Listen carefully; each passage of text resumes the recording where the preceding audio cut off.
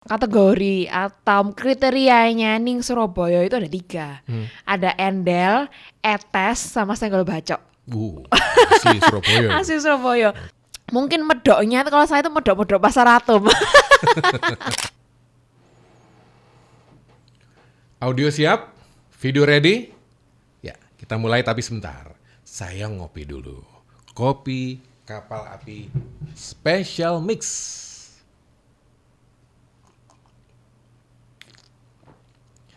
Selamat datang di Kopi. Ketika orang perlu informasi, persembahan Kapal Api. Saya Iman Dwiartanto.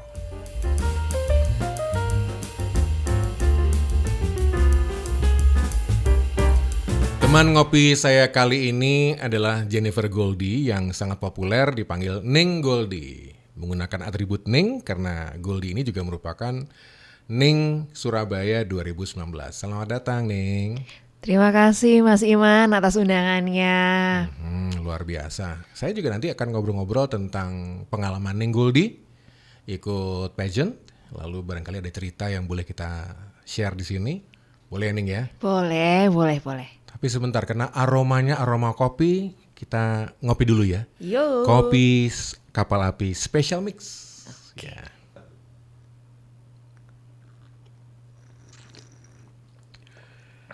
Kopi Kapal Api Special Mix, jelas lebih enak gitu ya. Neng, bisa cerita dulu awal-awalnya ikut pageant, khususnya pemilihan Cak Ning Surabaya itu seperti apa? Siapa yang merangsang atau menggoda Ning Goldie ikutan? Mungkin awalnya tuh waktu itu saya ikut kompetisi ya di tempat lain dan itu levelnya tuh provinsi Jawa Timur. Memang agak terbalik ceritanya. Jadi waktu itu ketika kompetisinya tuh di salah satu mall yang di Surabaya untuk memperingati hari jadinya provinsi. Di sana bertemu dengan berbagai finalis dari kabupaten kota lain. Oke. Nggak tahu apa-apa, nggak punya pengalaman apa-apa, tapi kok ya waktu itu untungnya masuk finalis 15 besar. Tidak membawa pulang juara, tapi saya sangat terkesima di sana baru tahu ada yang namanya duta wisata atau Duwis orang-orang panggilnya. Dan di sana itu mereka bilang, oh saya dari Sidoarjo, saya dari Ponorogo, saya dari Blitar. Kamu dari Surabaya ada loh yang namanya Cak Ning, kamu ikut aja.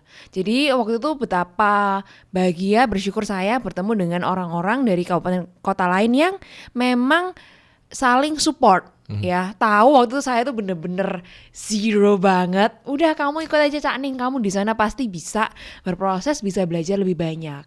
Ceritanya seperti itu. Pada saat masuk kontes jadi Cak Ning Surabaya, itu dari berapa ke berapa sampai ke final dan akhirnya dapat tempat? Untuk rata-rata pendaftar di Cak Ning Surabaya itu sekitar 300 sampai 400 orang pada waktu itu. Satu kelurahan itu ya? Satu kota dong. Satu kota. Okay. Dan itu komposisinya bisa macam-macam ya. Biasanya kalau wanita atau ningnya tuh pasti lebih banyak. Misalnya dari 400 orang itu bisa 200 lebih, mungkin 250 itu wanita ning, sisanya 150 itu Cak misalnya. Gitu. Begitu tahu lolos final dan dinobatkan sebagai Ning Surabaya, gimana sensasinya, seperti apa waktu itu ya? Jujur kuaget, gak nyangka wis pol-polan orang Surabaya. Surabaya ini metu iki ya. Kuaget pol. Apalagi waktu itu apa ya? Karena sadar diri ya, kita punya insecurity. Kita pasti biasanya jauh lebih tahu kelemahan kita. Aku loh nggak bisa ini, aku kayak gini, aku kayak gini. Kok iso yo? Kok mendapatkan tempat waktu itu? Bayangannya wis 15 besar tok iki wis cukup wis wapi. Oh no. Bicara soal insecurity dan juga persiapan-persiapan, kasih gambaran dong proses sampai pada tahapan final gitu ya. Gimana noto awak, noto ati sampai menjadi Ning Surabaya gitu. Oke.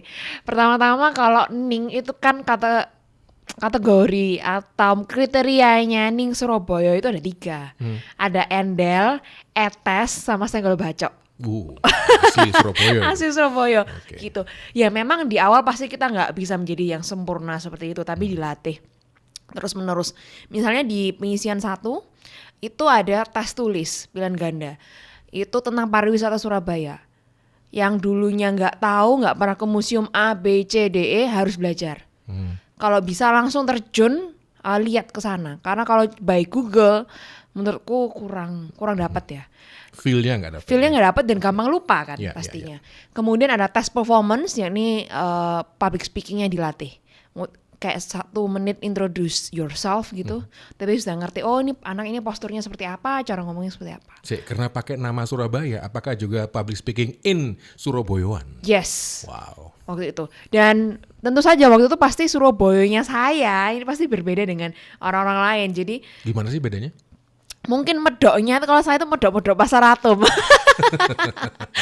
Gitu. Jadi misalnya nang apa?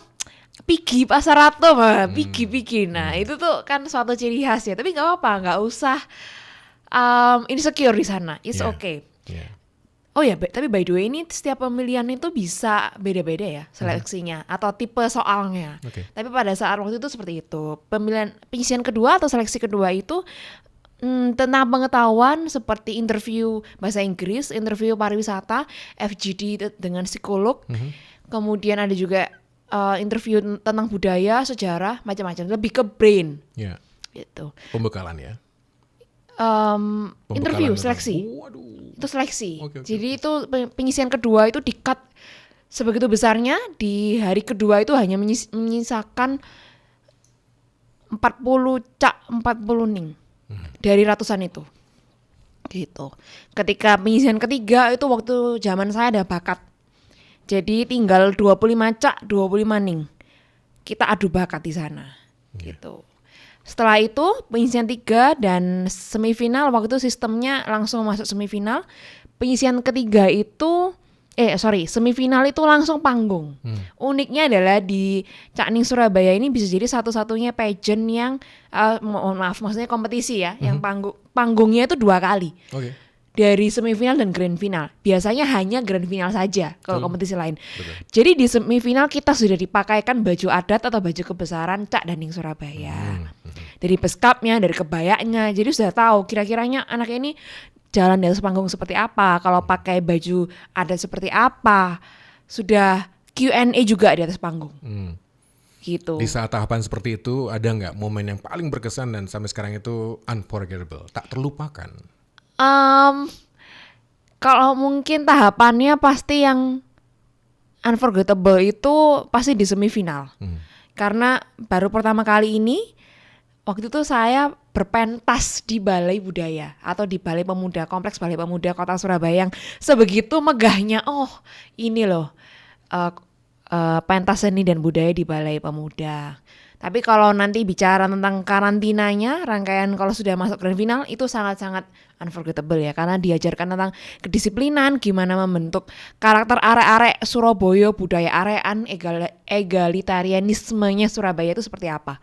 Di sana sih yang gak terlupakan. Oke, saya nanti juga pendalaman. Katanya pernah saya baca kalau sudah jadi Cakning itu punya amanah untuk menjual kota Surabaya dengan segala macam potensinya, kemudian memanfaatkan platform-platform kekinian, sosial media yang dimiliki untuk bisa menampilkan Surabaya. Betul. Ngopi dulu ya.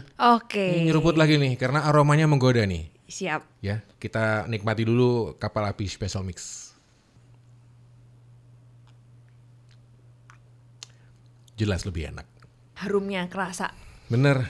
Teman ngopi saya masih Jennifer Goldie atau Ning Goldie, Ning Surabaya 2019. Dari sisi pengalaman, sesudah dinobatkan sebagai Ning Surabaya, saya pernah baca Ning itu punya tanggung jawab menjual potensi Surabaya dengan cara-cara kekinian. Nah sekarang ini di era digital, apakah memang begitu diharuskannya? Betul banget. Jadi kalau yang pemilihan Cak Daning Surabaya tahun 2023 yang baru November kemarin itu kita sampai sekarang ongoing ya. Tidak hanya ketika proses di panggungnya saja. Sampai sekarang terhitung di 2024 ini kita masih setiap bulan itu membuat konten. Dan itu wajib untuk seluruh yang finalis yang tergabung. Kita bilangnya semuanya seluruh anggota paguyuban ya. Sebulan itu 2 kali. Untuk bikin reels atau bikin video pendek di sosial media. Dan itu mempromosikan budaya ataupun pariwisata di kota Surabaya bebas. Kalau dikatakan sebagai sosok yang bisa membuat perbedaan, karena di kacamata saya pribadi, Cak Ning Surabaya juga punya amanah mengemban sebagai agent of change untuk kota Surabaya. Menciptakan sesuatu yang berbeda, itu apa kira-kira yang mau ditampilkan, Ning? Oke. Pertanyaan ini emang sulit banget dan menurutku ya Mas Iman, kita dari beberapa tahun belakangan mungkin terutama mulai dari tahun 2022 ya, itu sudah berusaha untuk mencari-cari apa yang bisa kita lakukan. Apalagi saya diamanai sebagai sekretaris di Paguyuban bersama dengan ketua saya Cak Seriza sebagai ketua umum. Ada beberapa terobosan-terobosan yang akhirnya kita kalau bisa eksekusi kita eksekusi gitu. Nggak cuman di awang-awang tok ya. Contohnya kita di tahun 2023 itu pernah membuat untuk pertama kalinya itu namanya Cak Ning Cup untuk eksternal. Cak Ning Cup? Cak Ning Cup Apa itu itu? piala ya, kompetisi. Karena kita juga Dinas Pariwisata kita itu melebur menjadi satu dengan Dinas Kepemudaan dan Olahraga, menjadi Disbud Porapar. Akhirnya kita mengadakan piala untuk e-sport. Nah, untuk anak muda, Mobile Legend dan juga untuk basket. Karena basket terutama SMP, karena ada kompetisi basket SMP yang mungkin sedang vakum di Surabaya dan nggak ada penggantinya. Yuk kita ramaikan lagi anak-anak muda nih supaya jiwanya, semangatnya tuh bisa tumbuh lagi. Itu satu. Kemudian ada juga balapan sangar. Itu Amazing Race. Balapan sambil bawa celurit gitu ya? Jangan gitu dong. Ono sangar ya. Iya. Itu kita menghidupkan kembali sejak ini volume ketiga dulu 2014, 2017, kemudian vakum lama. Akhirnya 2022 ini 2023 di bulan Maret ya. Itu kita jalan-jalan ke tempat wisata di Surabaya. Kita lomba. Lombanya bisa pakai bisa lari boleh, pakai transportasi publik boleh. Becak juga boleh. Tapi nggak boleh kendaraan pribadi. Itu kita belajar tentang pariwisata Surabaya. Misalnya rutenya Balai Pemuda, Balai Kota, kemudian ke Ampel, ke kantor pos Kebun Rojo dan sebagainya. Ada lagi kita akhirnya di bidang kesenian, teman-teman Cak Ning ini membuat lagu-lagu. Ada lagu medley daerah untuk memperingati Sumpah Pemuda atau 17-an. Setiap bulan Ramadan juga kita rilis cover lagu. Dan yang terakhir terbaru itu kita bikin lagu baru, itu Mars Cak Ning. Itu judulnya Sumpah Setiaku. Nah itu sudah rilis juga di YouTube. Jadi itu sih, jadi dari segi pariwisata ada, kepemudaan olahraga ada, dari keseniannya lewat lagu itu. Jadi banyak lah. Sesuai tema kita prestasi. Nanti saya juga pengen tahu sensasinya seperti apa gitu ya. Saya penasaran kalau dengan sekarang ini kan banyak generasi muda itu yang sangat-sangat concern dengan isu sosial, lalu isu-isu lingkungan. Seperti apa Ning Goldie mempraktekkan perannya sebagai Ning, kemudian dengan situasi kekiniannya, isu sosial, lingkungan begitu. Kalau ngomongin sosial, mungkin saya dengan teman-teman Cak Ning itu pernah mengadakan yang namanya Cak Ning Mengajar. Jadi kita mengajarkan anak-anak TK waktu itu di kelurahan-kelurahan. Kemudian kita juga pernah di tahun 2021 itu mendukung program pemerintah yakni untuk pencegahan atau pemberantasan stunting. Kita memberikan sembako ataupun makanan yang bergizi untuk balita. Dan kita memang by research itu kita langsung targetkan ke kelurahan yang memang data stuntingnya tertinggi se-Surabaya. Ternyata ada ya di kota besar yang masih stunting. Mungkin waktu itu para anggota Cak Ning ataupun kita ya sebagai rakyat Surabaya merasa nggak mungkin lah di kota besar itu stunting. Sekelas Surabaya. Sekelas Surabaya gitu. Tapi ternyata masih ada dan itu bukan problem tentang kesejahteraan, tapi itu problem tentang pengetahuan. Ternyata ibu-ibu ini nggak tahu makanan bergizi itu seperti apa. Seperti itu.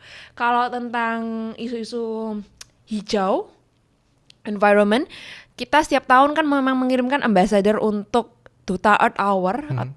Dan yang terakhir di tahun ini 2024 Februari kita melaksanakan program kita. Puji Tuhan kita dapat CSR juga dari perusahaan di Surabaya. Itu untuk menanam 3.000 mangrove. Dan kita menanam waktu itu seru banget. Kita nggak cuman foto sama mangrove-nya, kemudian mangrove-nya diletakkan di tanah gitu aja Mas Iman. Kita terjun ke mangrove-nya yang berlumpur dan Berbau. segini, seperut saya waktu itu. Iya. Dan kita nancepin itu satu persatu, 3.000 totalnya. 3.000. Di daerah Romo Kalisari Adventureland itu juga pariwisata yang baru di Surabaya. Jadi ya seneng banget, ternyata itu pengalaman yang sangat menarik bagi kita. Jadi kita nggak cuman yang cantik-cantikan, tapi kita mau terjun langsung untuk eksekusi itu langsung. Semuanya timnya by Cak Ning.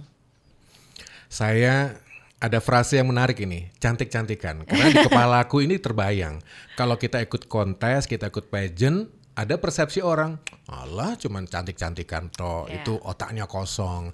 Nanti saya pengen tahu pendapatnya Goldie seperti itu ya. Neng, Goldie ini juga seorang lawyer loh ya. Jadi tapi nggak tahu, udah praktek, udah dapat license toh. Sudah, Langsung puji Tuhan, di bawah baru asuhannya dapat. Oto Hasibuan kalau saya nggak salah. Ini bocoran alus saja gitu ya.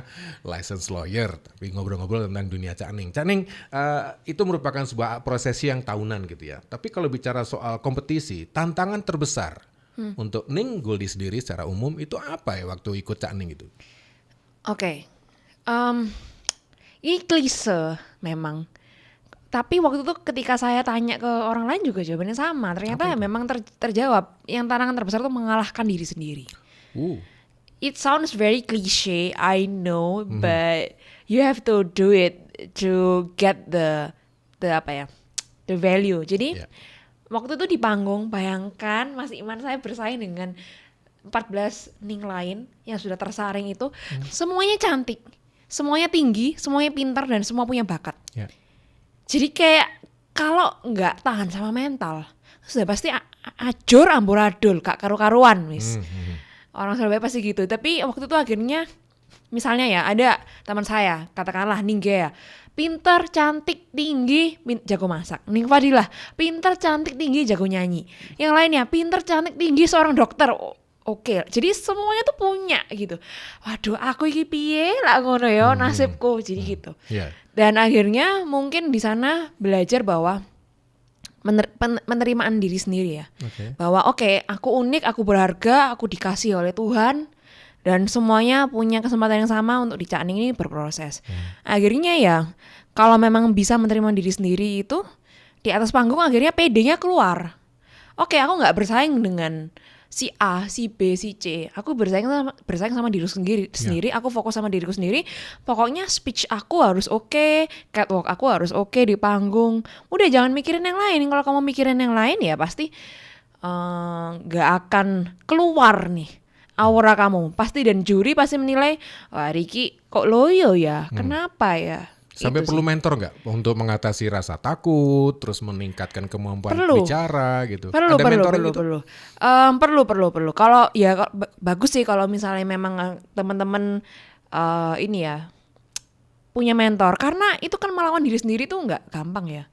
Orang-orang pasti ada prosesnya. Kalau saya waktu itu sempat tanya-tanya ke orang, caranya gimana? Mungkin ya waktu itu diajarin lah, beruntung saya ketemu sama orang yang dia tuh mungkin pernah baca bukunya Simon Sinek kalau nggak salah, Find Your Why, temukan mengapa gitu, kenapa harus kamu.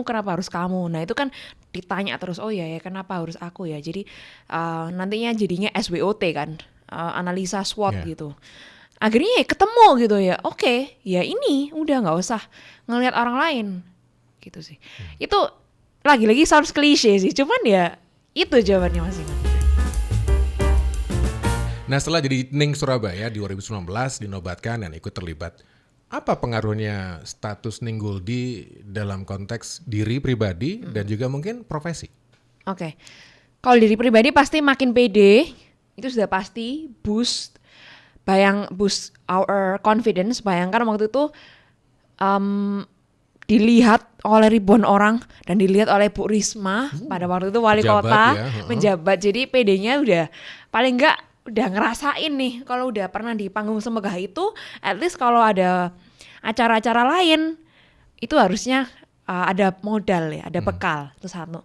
Kemudian untuk dari segi pengembangan pribadi, misalnya bersyukur sekali bisa mendapatkan wadah di Pemkot ataupun dinas itu untuk menelurkan ide-ide baru. Oke. Gitu. Bu, saya kepengen ada ini, Bu, saya kepengen ada itu tuh bisa dikomunikasikan. Itu menjadi lebih dekat dengan pemerintah untuk input baru. Iya. Kemudian untuk mungkin dari segi pekerjaan profesi, mungkin banyak anak Cakning yang bisa jadi MC. Oke. Biasanya gitu, atau bisa jadi model, itu bisa. Dunia entertainment ya. Ada juga bagi karir, kalau yang non MC dan non model, banyak juga yang bisa mendapatkan pekerjaan dari relasi yang didapatkan. Mungkin ada senior Cakning yang bekerja di perusahaan A, B, C, D, itu disalurkannya Dapat lebih info. cepat. Itu. Kalau sebagai lawyer, Sebagai lawyer, yang menarik adalah di sini belajar lebih ke arah struktur anggaran dasar, anggaran rumah tangga paguyuban, karena kita juga resmi, jadi peraturannya sangat-sangat ketat. Saya merasa bersyukur di Cakning ini dari struktur organisasi, peraturan standarisasi pakem atau busana atau make up, itu semuanya rapi, sanksi semuanya ada. Iya. Jadi one of the best experience ya. ya.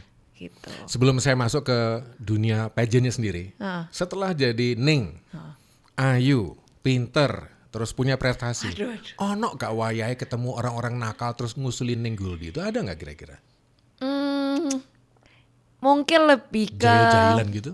catcall ya. Apa itu? Catcall itu mungkin seperti verbal, menggoda tapi verbal, jadi nggak fisik. Gitu. Mungkin pernah lah, saya rasa masih ada lah di Indonesia. Ada ya? Masih Terus ada. kalau di sosmed ada nggak sampai ngata-ngatain gitu? Kalau di sosmed kita itu kan kadang-kadang netizen tuh berkuasa seakan-akan gitu. Ada? Nemu nggak Kalau komentarnya? secara langsung kayaknya sih nggak ada ya.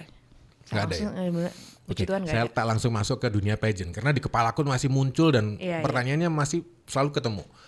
Orang beranggapan dunia pageant, kontes kecantikan, apapun bentuknya di level-level manapun, itu selalu beranggapan, alah yang dipajang cuma kecantikan, kemolekan tubuh gitu ya. Tapi brainnya tanda tanya. Menurut Ning Guldi gimana? Gini, memang kompetisi kalau judulnya pageant, meskipun Cakning juga kami tidak mendeklarasikan diri ya sebagai terang-terangan kita pageant, tapi memang ada sisi entertainment di mana memang Cakning dipanggungkan. Karena ada panggungnya, ada sorot lampu, musik dan sebagainya. Memang kita dituntut untuk bisa berkomunikasi dengan lancar. Kemudian untuk dari segi wajah kita dituntut untuk bisa make up dengan rapi gitu. Soal cantik enggaknya lagi-lagi itu selera.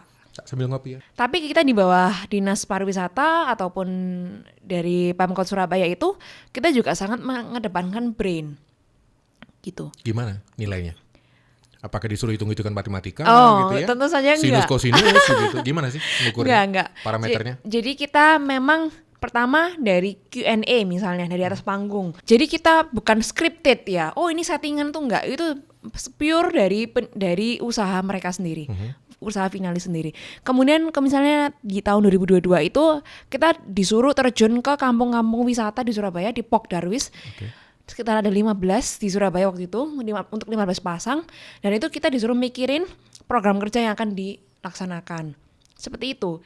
Dan itu dinilai oleh dinas, dinilai oleh asosiasi travel agent waktu itu yang ada di Surabaya.